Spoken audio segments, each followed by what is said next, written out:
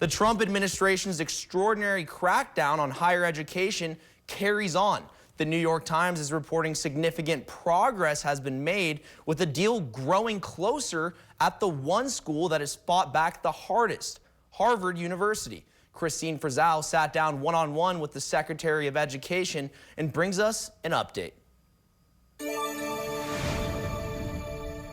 The deals have been piling up. At President Trump's alma mater, the University of Pennsylvania, $175 million in federal funding, now unfrozen, after UPenn agreed to block transgender athletes from participating in women's sports. Brown University will pay $50 million and Columbia $220 million to get their funding restored after agreeing to crack down on so-called anti-Semitism on campus and new merit-based admissions policies. There is a real effort to make sure that faculty and students are not being hired or promoted or admitted, based on race, but it is on merit. We spoke to Education Secretary Linda McMahon about what she calls major victories in striking these agreements with higher ed. What do you say to critics who say the Trump administration is simply going after Ivy League schools because they've tended to sway more liberal? It's unfair to what's happening on campuses.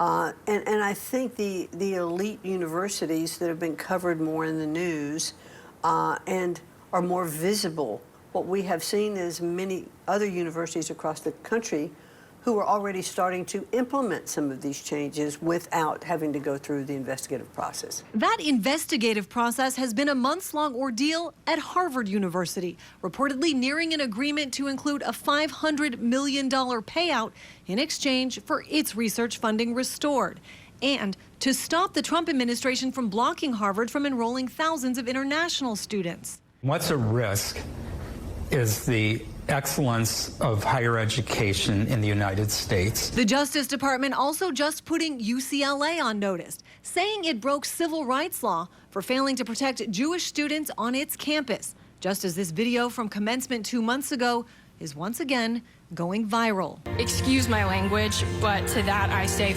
ICE and the Trump administration.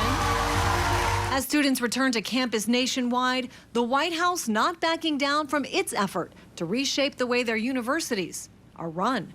I'm Christine Frizzell reporting.